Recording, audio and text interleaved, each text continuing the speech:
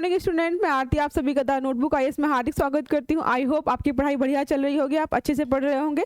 तो अगर आप मेरे daily current affairs classes follow करें तो आपको पता है कि हम कैसे पढ़ते हैं। पहले हम कुछ क्वेश्चन सॉल्व करते हैं, उसके बाद हम जाते हैं कि आज इंपॉर्टेंट करंट अफेयर्स क्या रहा है, क्योंकि करंट अफेयर्स बहुत इंपॉर्टेंट है। आपको डेली अपडेट रखना पड़ता है खुद को, क्योंकि जितने भी एग्जाम्स आप जो भी एग्जाम दे, चाहे वो वनडे एग्जाम हो या यूपीएससी जैसा बड़ा एग्जाम हो, करंट अफेयर्स की भूमिका बहुत इंपॉर्टेंट रहती है।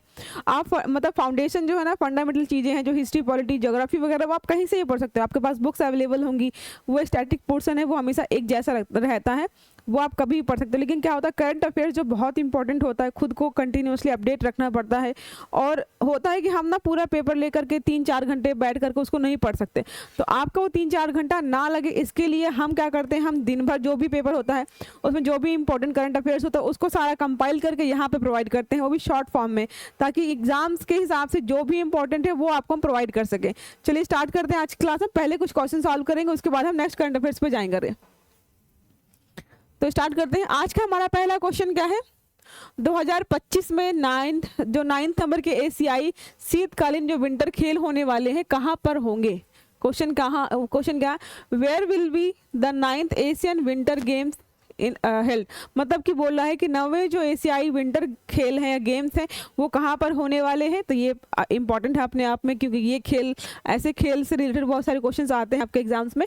तो ऑप्शन देखते हैं। पहला हमारा है अजरबैजान, ब्रिटेन, ऑस्ट्रेलिया और चाइना। जो भी आंसर आपको सही लग रहा है वो मार्क करिए। सही आंसर क्या है, आंसर है ऑप्शन नंबर डी, चाइना। तो चाइना में होने वाले हैं विंटर एशियन गेम्स। आप ये याद रखिएगा। देखिए क्या है, 28 फरवरी से 9 मार्च 2025 चीन के हार्बिन शहर में होने वाले हैं ये। स्लोगन क्या होगा, स्लोगन होगा dream of winter love among Asia, मतलब dream of winter love among Asia, ये हमारी स्लोगन होने वाला है। ठीक है, इसका जो होता है सिंबल क्या है, ये सिंबल क्या है, बिन बिन एंड निनी, टाइगर कब्स हैं। ये देखिए क्यूट क्यूट से इसमें टाइगर कप्स हैं दो, जिनका नाम क्या है, बिन बिन और नीनी। ये इसका एक तरीके से सिंबल है। ठीक है, एम्बलम क्या है इसका, ब्रेक थ्रॉट, मतलब इनका एक मतलब स्लोगन टाइप, मतलब ये नारा है या उद्देश्य क्या है, ब्रेक थ्रॉट इसका सिंबल है। ठीक है, नेक्स्ट देखते हैं हमारे जो भी गेम्स हुए हैं या होने वाले हैं उनके बारे में एक बार देख लेते हैं हम। क्या है, एशियन गेम्स 2022 19th नंबर के हुए थे, कहाँ, चाइना, हांगजो में हुए थे। खेलो इंडिया यूथ गेम्स अभी हाल ही में हुए हैं 2024 में, 6th है तमिलनाडु, वेरा मंगाई। जो 24 में होने वाले हैं वो 6 नंबर के होंगे, कहाँ पे होंगे, तमिलनाडु में होंगे, वेरा मंगाई में होंगे। ठीक है, अभी हम मुझे बताइए कि जो अभी हाल ही में हुए हैं पैरा ओलंपिक्स जो हुए हैं वो कहाँ पर हुए, कमेंट करके बताइए, आपको पता है या नहीं पता, वो देखते हैं। ठीक है, नेक्स्ट हमारा नेशनल गेम्स जो 2024 में होने वाले हैं, 28वें नंबर के 28वां एडिशन है इनका, कहाँ होंगे, उत्तराखंड में। ये आपको याद रहना चाहिए, क्वेश्चन जरूर पूछेगा इनसे। नेशनल गेम्स 2023 जो है 37वें नंबर के गोवा में होंगे। ठीक, गोवा के मोगा में होंगे। नेक्स्ट हमारा क्या है, 2024 के एसओ है पेरिस में होने वाले हैं। 2028 में एसओ जो होगा लॉस एंजल्स में होगा। 2023 में आईसीसी मेंस वर्ल्ड कप कहाँ हुआ था, 30 नंबर का, इंडिया और ऑस्ट्रेलिया के बीच। अभी आपने कुछ देखा ही होगा, ऑस्ट्रेलिया जीता था जिसमें इंडिया ने बहुत बुरी तरीके से इनको हराया था, आपने देखा होगा। ठीक है, ICC men's T20 world cup 2024 का कहाँ होने वाला है, WI प्लस USA के बीच में होने वाला है। ठीक है, 8th women T20 world cup 2023 का कहाँ हुआ था, साउथ अफ्रीका में, ऑस्ट्रेलिया जीता था। यहाँ भी दोनों ही ऑस्ट्रेलिया ने जीते हैं। आप ये याद रखिए, बहुत आसान है। जो 2023 का आईसीसी मेंस वर्ल्ड कप हुआ था वो भी ऑस्ट्रेलिया ने जीता है। 8 नंबर का वुमेन्स T20 कप हुआ था वो भी ऑस्ट्रेलिया ने ही जीता है। ठीक है, आज का हम नेक्स्ट क्वेश्चन देखते हैं। हाल ही में किसे उत्कृष्ट उपलब्धि श्रेणी में 2023 के लिए Indian of the year award से सम्मानित किया गया है। Indian of the year award, Indian of the year award से किसे सम्मानित किया गया है, कोई व्यक्ति नहीं है, ये संस्था है। संस्थाएं कौन कौन सी है, DRDO है, इसरो है, नासा है, सेबी है। आप बताइए ऑप्शन क्या होगा इसका सही ऑप्शन क्या है, इसरो। इसरो को दिया गया है क्या, Indian of the year award. ISRO को अभी हाल ही में एक और भी अवार्ड दिया गया था, वो वो मैंने आपको पढ़ाया था। प्लीज़ कमेंट करके बताइए कि कौन सा अवार्ड है इसरो को हाल ही में दिया गया था। वो जो मतलब अभी जितने भी मिशंस वगैरह भेज रहे हैं, चाहे चंद्रयान 3 हो या आदित्य L1 हो, बहुत इंपॉर्टेंट मिशंस भेजे गए हैं। अभी सक्सेसफुली लैंडिंग हुई है बहुत सारे मिशंस की, इसलिए उनको बहुत सारे अवार्ड सम्मानित किया गया है। तो एक तो हमारा ये हो गया Indian of the year award हो गया जो इसरो को दिया गया। लास्ट एक और अवार्ड भी दिया गया था, उसको बताइए, कमेंट करके नाम बताइए जरूर, ठीक है। नेक्स्ट क्या है, इसी में देखते हैं क्या है। केंद्रीय मंत्री जितेंद्र सिंह ने इसरो को उत्कृष्ट उपलब्धि श्रेणी में 2023 के लिए Indian of the year award प्रदान किया है, ठीक है। ये तो हो गया अवार्ड। श्रेणी कौन सी है, उत्कृष्ट उपलब्धि। ये क्या है, कैटेगरी। इस कैटेगरी के तहत इसरो को दिया गया। अभी मैं आपको पूरी टेबल पढ़ाऊंगी, उसमें सब किसको किस कैटेगरी में अवार्ड दिया गया उसमें सारी चीजें मेंशन है, ठीक है। Indian of the year award IOTY 2023 क्या है, Indian of the year award जो है एक राष्ट्रीय टीवी चैनल CNN आपसे पूछ सकता है ना कि ये जो अवार्ड दिया गया है ये कौन प्रोवाइड करता है, तो CNN न्यूज 18 करके एक है संस्था, वो प्रोवाइड करती है, वो देती है, ठीक है। ये जो हम अभी दिया गया है ये 13वां नंबर का संस्करण था, 10 जनवरी 2024 को 7 मुख्य श्रेणियों में दिया गया है। 7 मुख्य श्रेणियों में दिया गया है, 13वां संस्करण था इसका। और CNN न्यूज 18 द्वारा हर साल ये प्रोवाइड किया जाता है, आपको ये याद रखना है, ठीक है। देखिए श्रेणी देखते हैं, जो अवार्ड दिए गए हैं किस श्रेणी में किसे दिए गए हैं।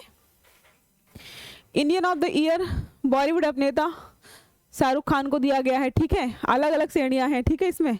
फिर क्या, मनोरंजन में निर्देशक मणि रत्नम को दिया गया है। Youth icon of the year पुरस्कार जूरी अभिनेता और डॉक्टर त्रिनेत्रा हल्दर को दिया गया है। यूथ आइकन जो लोकप्रिय हुए हैं संगीतकार और गायक अनिरुद्ध रविचंद्र को दिया गया है। जलवायु योद्धा जो कैटेगरी है उसमें दिया गया अरुण कृष्णमूर्ति और सलूम रदा थिमक्का, ठीक है। नेक्स्ट क्या, व्यापार में किसे दिया गया है, भारतीय स्टेट बैंक ऑफ इंडिया के अध्यक्ष दिनेश खारा को दिया गया है। ये अलग अलग कैटेगरीज है उसमें दिया गया है, ठीक है। नेक्स्ट क्या है, विशेष उल्लेख श्रेणी में किसे दिया गया है, नायकों के उत्तरकाशी, ठीक है। उत्कृष्ट उपलब्धि के क्षेत्र में भारतीय अंतरिक्ष अनुसंधान, बताया ना, उत्कृष्ट उपलब्धि के केंद्र में दिया गया है किसे, इसरो को दिया गया है, ठीक है। Indian of the year awards हैं ये सारे, अलग अलग श्रेणियों में दिए गए हैं। नेक्स्ट क्या है, सामाजिक परिवर्तन की श्रेणी में किसे दिया गया है, रवि कन्नन को दिया गया है। खेल की श्रेणी में किसे दिया गया है, खेल की श्रेणी दिया नीरज चोपड़ा जो बहुत सुर्खियों में रहते हैं। उभरते खेल सितारे के रूप में किसे दिया, शतरंज के ग्रैंड मास्टर जो है आर प्रज्ञानंद को दिया गया है उभरते खेल सितारे के रूप में, ठीक है।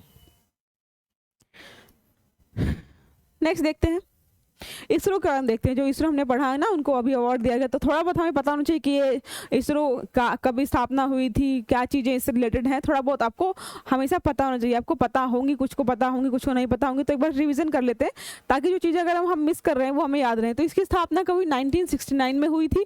हेडक्वार्टर आपसे पूछ ले तो बेंगलुरु में है। अभी चेयरपर्सन कौन है, इसके चेयरमैन S सोमनाथ नीलावू कुदिचा सिम्हांगल, ठीक है। रॉकेटमैन ऑफ द इंडिया कौन है, KC1 है, ठीक है। नेक्स्ट मोटो क्या है जो हमारा इसरो है, space technology in service of human kind. जो स्पेस टेक्नोलॉजी का उसका इस्तेमाल किस में करना, लोगों की भलाई में, मानव काइंड के मतलब जो भी ह्यूमन बीइंग है उनके भलाई के लिए स्पेस टेक्नोलॉजी का यूज़ करना, ये इसका मोटो है, ठीक है। India first satellite railway group D Aryabhata. आपसे पूछ सकता है कि इसरो का जो फर्स्ट सैटेलाइट था या इंडिया का फर्स्ट सैटेलाइट था उसका नाम क्या था, तो आर्यभट्ट था। रेलवे था ग्रुप D, ठीक है।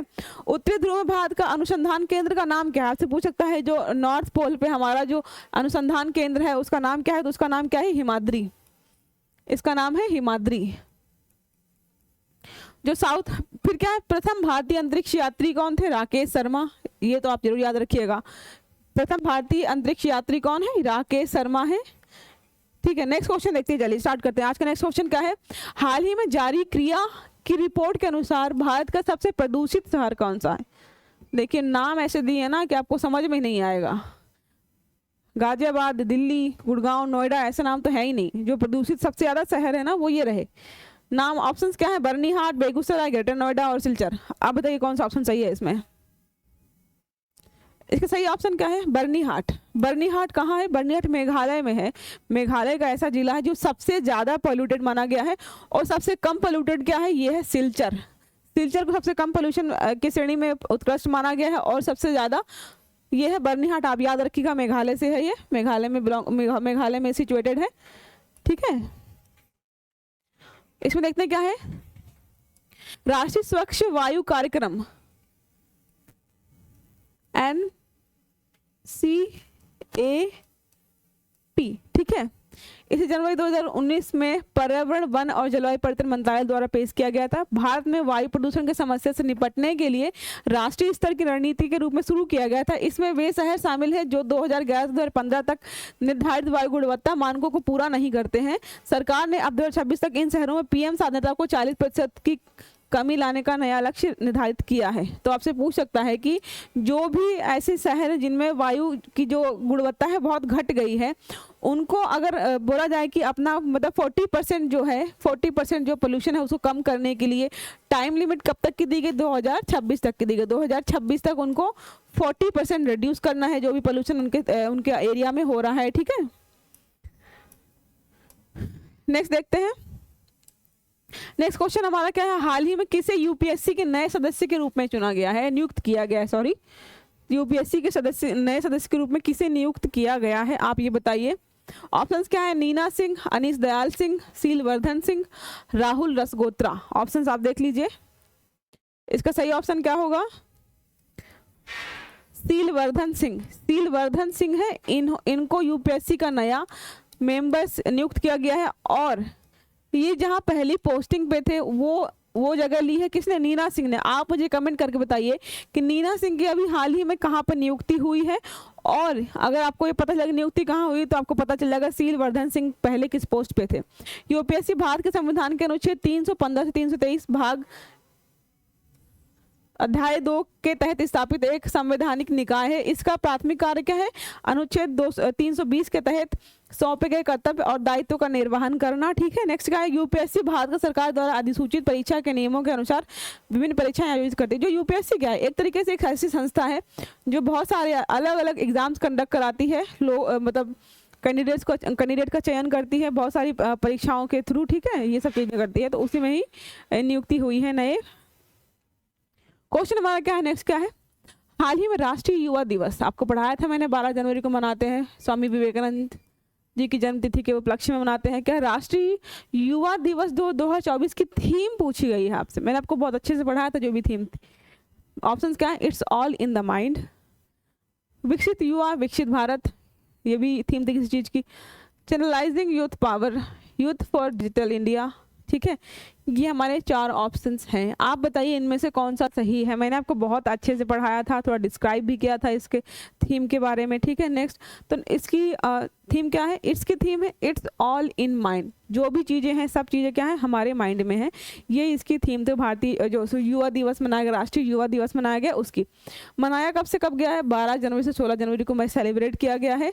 थीम अलग से देखिए, माई भारत विकसित भारत 2047, ये नेक्स्ट है। युवाओं द्वारा युवाओं के लिए कहाँ, नासिक महाराष्ट्र में है। Mascot Shekru, the national giant squirrel, ये आपको बताया था मैंने, इसकी थीम भी थी।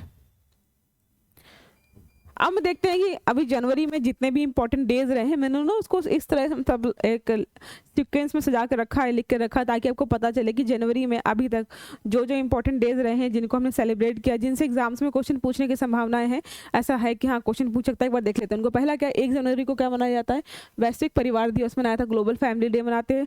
4 जनवरी को मनाते हैं वर्ल्ड ब्रेल डे। 5 जनवरी को मनाते हैं राष्ट्रीय पक्षी दिवस। 6 जनवरी को मनाते हैं विश्व युद्ध अनाज दिवस, ये बताया था मैंने आपको, ठीक है। 9 जनवरी को मनाते हैं प्रवासी भारतीय दिवस। बताइए प्रवासी भारतीय दिवस क्यों मनाते हैं, आप ये बताइएगा, ठीक है। नेक्स्ट क्या है, 10 जनवरी को विश्व हिंदी दिवस मनाते हैं। 11 जनवरी को मनाते हैं राष्ट्रीय मानव तस्करी जागरूकता दिवस, ये पढ़ाया था मैंने आपको अच्छे से, ट्रैफिकिंग अवेयरनेस के लिए पढ़ाते हैं, ठीक है। 12 जनवरी को पढ़ाते हैं राष्ट्रीय युवा दिवस, नेशनल यूथ डे, ये आप एक बार नोट कर लीजिएगा, ठीक है।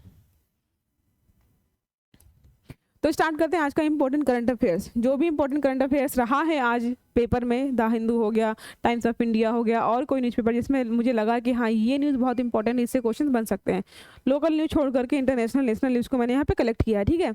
पहला क्या, एनपीसीआई ने भारत और सिंगापुर के बीच सीमा पार प्रेषण के लिए यूपीआई पे नाउ लिंकेज लॉन्च किया है। आप समझिए क्या है, जो हमारा national payment corporation of India है ना, एनपीसीआई, एनपीसीआई ने सिंगापुर गवर्नमेंट के साथ मिल करके जो हम ऑनलाइन ट्रांजेक्शन करते हैं ना, फ़ोन पे हो गया, गूगल पे हो गया, या और कोई ऑनलाइन पोर्टल हो गया जिसके थ्रू हम पेमेंट करते हैं, उसके साथ एक एग्रीमेंट किया है कि आप यहाँ से बैठे बैठे ना वहाँ पे पेमेंट कर सकते हो किसी को भी। अभी नहीं कर सकते थे, अभी तो ये चीज़ें अलाउड नहीं थी, लेकिन ऐसा सिस्टम फिट कर दिया गया है कि आप यहाँ बैठे बैठे वहाँ पेमेंट कर सकते हो। ये थोड़ा आसान बना दिया गया। देखते हैं क्या है। National payment corporation of India जो एनपीसीआई ने भारत और सिंगापुर को सीधे प्रेषण की सुविधा, प्रेषण मतलब होता है पैसे भेजना या मंगाना की सुविधा प्रदान करते हुए यूपीआई पे नाउ लिंकेज, एक बार आप नाम लिख लीजिए, यूपीआई पे नाउ लिंकेज की शुरुआत की है। यह सहयोग भारतीय रिजर्व बैंक जो है, आरबीआई और सिंगापुर के मौद्रिक प्राधिकरण आरबीआई और एमएसए, ठीक है, ये याद रखिएगा। भारत का आरबीआई है और सिंगापुर का एमएसए के बीच घनिष्ठ समन्वय का परिणाम है। दोनों ने आपस में डील करके स्टार्ट किया, जिसका उद्देश्य का सीमा पार लेन देन को वित्तीय समावेशन को सुविधा जो भी सुविधाएं हैं वो प्रदान करना। तो इनका मेन मुद्दा क्या है, जो हम पेमेंट्स करते हैं, हमारे यहाँ से बहुत सारे लोग वहाँ जाते हैं, वहाँ से बहुत सारे लोग यहाँ, व्यापार वगैरह भी बहुत अच्छा है, हमारी रिलेशंस भी सिंगापुर के साथ बहुत अच्छे हैं। तो वो चीज़ें और अच्छी हो जाए, इसके लिए क्या है, पेमेंट थोड़ा आसान बनाने के लिए, जो वित्तीय समावेशन उसको अच्छा करने के लिए हमने ये स्टार्ट किया है। तो जैसे गूगल पे, फ़ोनपे, पेटीएम वगैरह के थ्रू पैसे भेज सकते हो, ठीक है, ये है। इससे हमें फ़ायदे क्या क्या होंगे, कैसे कैसे चीज़ें आगे बढ़ेंगी, देखते हैं हम। भाग लेने वाले प्लेटफॉर्म, मतलब कौन कौन से प्लेटफॉर्म इसमें पार्टिसिपेट कर रहे हैं, बैंक्स कौन कौन से पार्टिसिपेट कर रहे हैं। तो एक्सिस बैंक पार्टिसिपेट कर रहा है, डीपीएस, मुझे पता है ऐसे क्यों लिखती हूँ, मैं ऐसे लिखती हूँ क्योंकि मुझे ऐसे थोड़ा पढ़ने में कन्फ्यूजन होता है, कन्फ्यूज हो जाती हूँ क्या लिखा है, तो मैं ऐसा हिंदी में लिख रही हूँ ताकि आप लोगों को भी समझ में आए। डीबीएस बैंक हो गया इंडिया, आईसीआईसीआई बैंक इंडिया हो गया, एसबीआई बैंक हो गया। चुनिंदा बैंकों के साथ ना भीम, फ़ोन पे और पेटीएम, ये 3 मोबाइल एप्लीकेशन से आपको याद रखना है, भीम, फ़ोन पे और पेटीएम। आपसे पूछ सकता है कि जो भी सिंगापुर के साथ हमने एक जो नया एक तरीके से स्टार्ट किया है पेमेंट करने के लिए, वो कौन कौन से एप्लीकेशंस के साथ हम कंटिन्यू कर सकते हैं, कौन कौन से एप्लीकेशंस के थ्रू हम पेमेंट कर सकते हैं। तो कौन कौन सा है, भीम है, फ़ोन पे है और पेटीएम जैसे मोबाइल एप्लीकेशन के उपयोगकर्ताओं के पास वर्तमान में इस सेवा तक पहुंच है। ये जो भी एप्लीकेशन से जो यूज़ करते हैं वो ये चीज़ कर सकते हैं। नेक्स्ट क्या है, भविष्य का इस विस्तार, मतलब फ्यूचर में हम और कौन सी चीज़ें करेंगे, कौन कौन से बैंक्स को और ऐड करेंगे। अभी बहुत बैंक्स नहीं है, एक्सिस बैंक है, डीबीएस बैंक ऑफ इंडिया है, आईसीआईसी बैंक है, एसबीआई है, कुछ ही है, 4-5 ही है, ठीक है। नेक्स्ट कौन कौन सी होंगे, बैंक ऑफ बड़ौदा ऐड होगी इसमें, एचडीएफसी बैंक होगी, कोटक महिंद्रा बैंक, अन्य सहित तृतीय पक्ष एप्लीकेशन और अतिरिक्त बैंकों को जल्द ही यूपीआई पे नाउ लिंक में एकीकृत किया जाने की उम्मीद है, मतलब और भी बैंक्स में ऐड होंगे, ठीक है। नेक्स्ट इसमें देखते हैं कि उपयोगकर्ता का अनुभव, मतलब लोगों को कैसा एक्सपीरियंस देखने को मिलेगा। भारत में यूपीआई उपयोगकर्ता अपने मोबाइल नंबर या वर्चुअल भुगतान पते का उपयोग करके सिंगापुर में पे नाउ उपयोगकर्ताओं को प्रेषण भेज सकते हैं। मतलब आप अपना फ़ोन पे, पेटीएम वगैरह से यहाँ से पैसे वहाँ पे जो मतलब कोई भी है पे नाउ जो है एप्लीकेशन है, उसमें पैसे भेज सकते हैं, जिसमें निर्बाध सीमा पर लेन देन को बढ़ावा मिलेगा। मतलब आप डायरेक्ट पैसे यहाँ से वहाँ भेज सकते हो। बैंक जाने की, लगाने की क्या होता था पहले, जैसे यहाँ का कोई वहाँ पे कर्मचारी काम कर रहा है या यहाँ का कोई व्यक्ति वहाँ काम कर रहा है, तो पैसे बैंक पे लगाना होता था या कोई और तरीका ढूंढना होता था पैसे भेजने के लिए। अब क्या है, पैसे ऑनलाइन ट्रांजेक्शन हो सकता है, बहुत आसान बना दिया है इसको, ठीक है। फिर क्या नेक्स्ट क्या है, निरंतर उपलब्धता, कंटिन्यूसली अवेलेबिलिटी है इस चीज़ की। क्या है, यूपीआई पे नाउ सुविधा पूरे वर्ष उपयोगकर्ताओं के लिए उपलब्ध रहेगी। हाँ, ऐसा नहीं है कि मतलब कि जनवरी से लेकर के 2 महीने उपलब्ध रहेगी, फिर 3 महीने गायब है, फिर 4 महीने उपलब्ध रहेगी, फिर 3 महीने, तो मतलब पूरे साल आप इस सुविधा का लाभ ले सकते हो। भारत के गतिशील डिजिटल भुगतान परिस्थिति तंत्र के निरंतर विकास में योगदान देगी। जो हम डिजिटलाइजेशन कर रहे हैं इंडिया का, वो इससे हमें और भी हेल्प मिलेगी, ठीक है। नेक्स्ट हमारा क्या है, 2024 जाग्रेब ओपन एकल में अमन शेरावत को 57 kg में स्वर्ण पदक मिला है। ये देखते हैं, जाग्रेब ओपन एकल, आप याद रखिएगा किसे मिला है, अमन शेरावत को मिला है। आपसे श्रेणी पूछ सकता है तो 57 kg वेट के श्रेणी में इन्हें गोल्ड मेडल मिला है, गोल्ड मेडल मिला है। ये नए उभरते सितारे या उभरते खेल के रूप में या खिलाड़ी के रूप में उभर रहे हैं, ठीक है।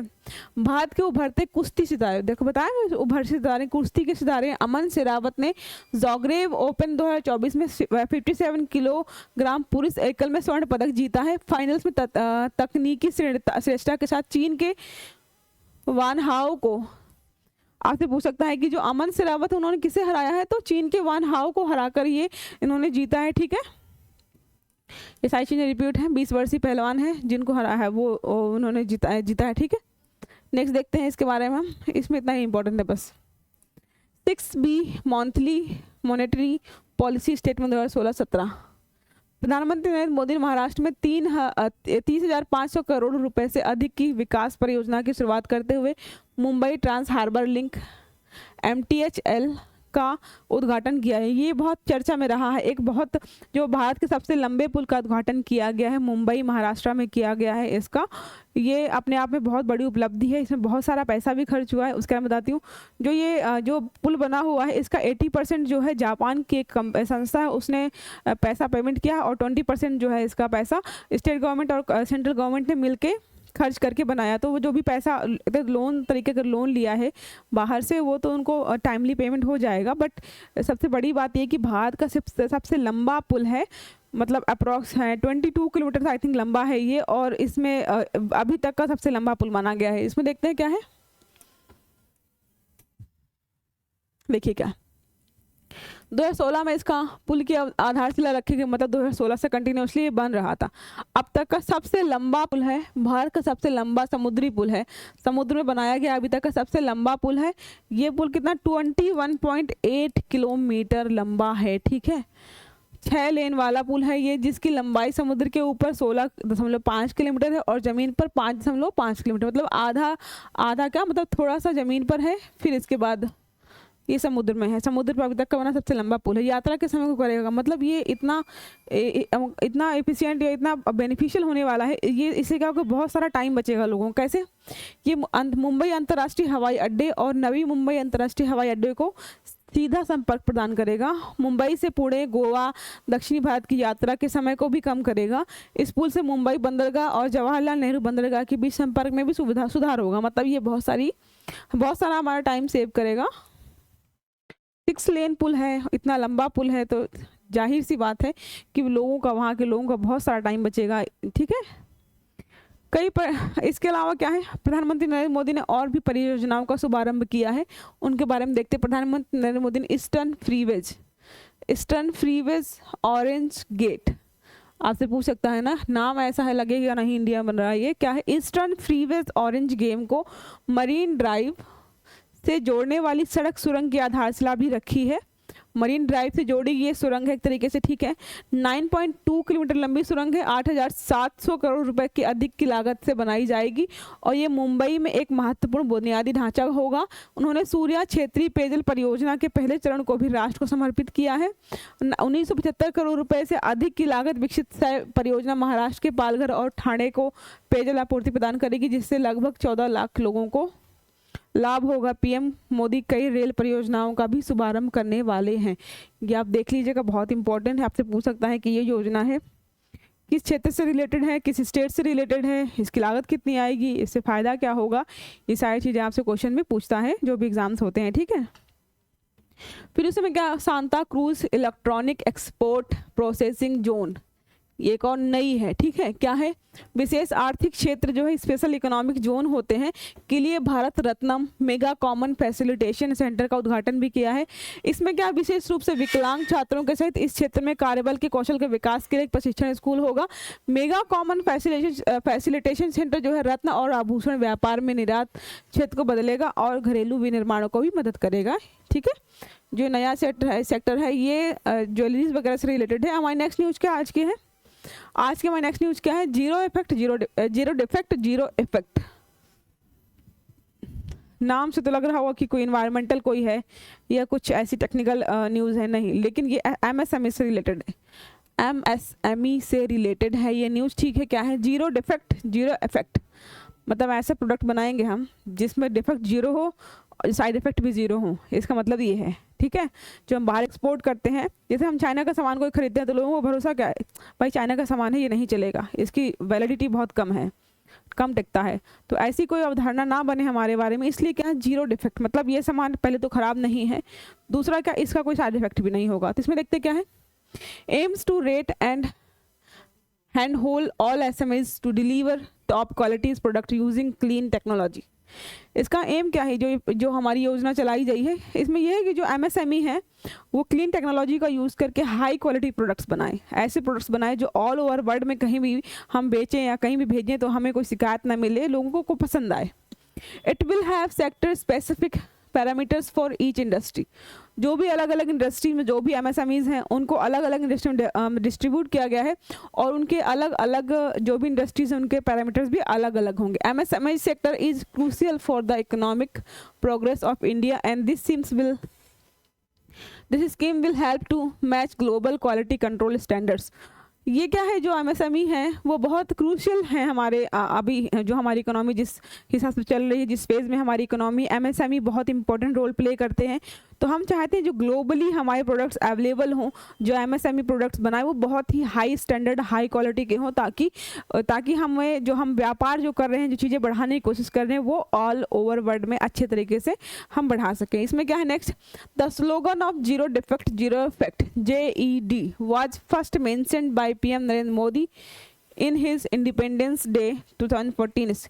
2014 की जो स्पीच थी ना नरेंद्र मोदी जी ने जो दी थी पहली बार, वहाँ पे उन्होंने वहाँ पे ये चीज़ मेंशन की थी JED वाली। तो आपसे क्वेश्चन ये पूछ सकता है कि जीरो डिफेक्ट जीरो इफेक्ट जो स्लोगन है, जो ये स्कीम है, इसकी पहली बार चर्चा कब हुई थी? 2014 में उन्होंने जो इंडिपेंडेंस डे पे स्पीच दी थी वहाँ पे इसकी चर्चा की थी। नेक्स्ट क्या है, it was given for producing high quality manufacturing products with a minimal negative impact on environment. इसमें क्या है, हमें ऐसे प्रोडक्ट्स बनाने हैं जिनका इन्वायरमेंट पर बिल्कुल बहुत कम इफेक्ट हो, बताना जीरो इफेक्ट मतलब no side effect on people, on persons और इन्वायरमेंट, मतलब लोगों पे, इन्वायरमेंट पे उसका जो इफेक्ट हो या साइड इफेक्ट जो होते हैं वो बहुत कम हो, ये इसकी एक तरीके से एम है। ठीक है, JED scheme is a mean to raise quality levels in unregulated MSME sector which is engine of growth for Indian economy।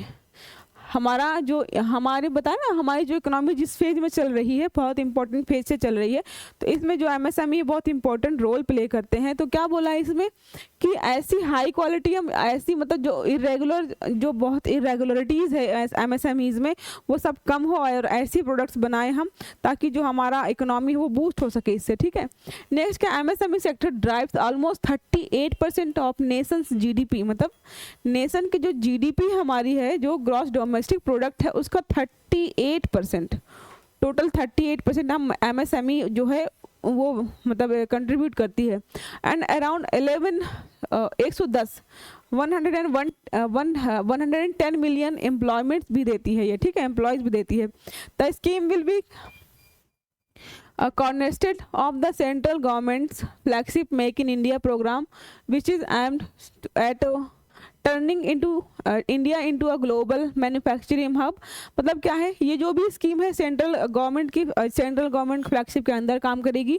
जो हमारा इसका जो मेन मुद्दा क्या है, इंडिया को एक ग्लोबल मैन्युफैक्चरिंग हब बनाना, जनरेटिंग जॉब्स जनरेट करना, बूस्टिंग ग्रोथ, हमारी जो ग्रोथ है, जो हमारा विकास है उसको बढ़ाना, इंक्रीजिंग इनकम्स, लोगों की इनकम को बढ़ाना, ये सारी चीज़ें इसमें इसका मेन एम रहेंगे। ठीक है, नेक्स्ट क्या है, भारतीय और जापानी तटरक्षक के बीच संयुक्त अभ्यास हुआ है। ये होगा तटरक्षकों के बीच। ठीक है, भारतीय और जापानी तटरक्षकों के बीच संयुक्त सैन्याभ्यास सहयोग काइजिन। नाम क्या है इसका अभ्यास का नाम है सहयोग काइजिन, जो हम भारतीय और जापानी तटरक्षकों के बीच हुआ है। इसके बारे में देखते हैं क्या है, चेन्नई के तट पर हुआ है ये। ठीक है, पूछ सकता है ये कहाँ हुआ है, चेन्नई के तट पर हुआ है। 2006 में हमने MOU साइन किया था, उसके वजह से ये कंटिन्यूसली हो रहा है।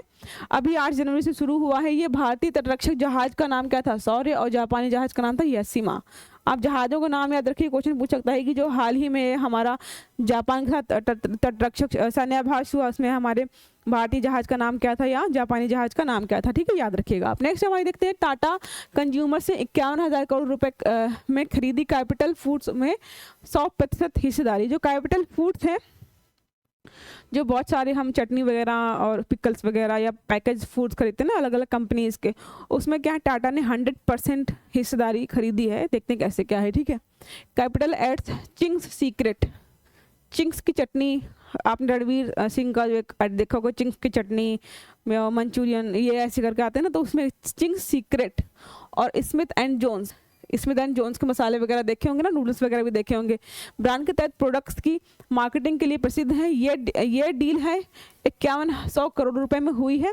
100% शेयर टाटा खरीदने वाले, जिसमें अभी 75% खरीदेगी, 3 साल बाद जो है जो 25% रिमेनिंग है उनको खरीद करके अपने नाम पूरी कंपनी करेंगे। ठीक है, चलिए ठीक है, आज इतना ही रखते हैं। आई होप आपको क्लासेस अच्छी लग रही है। जो भी आपको कंफ्यूजन है आप कमेंट बॉक्स में हमसे पूछ सकते हो। अगर आपने हमारा चैनल सब्सक्राइब नहीं किया तो सब्सक्राइब करें, ताकि आपको अपकमिंग जो भी वीडियोज़ हैं वो टाइम से मिलते रहें। जो भी इंपॉर्टेंट करंट अफेयर्स आपको हम प्रोवाइड कर रहे हैं। तो ठीक है, चलिए, have a good day, thank you.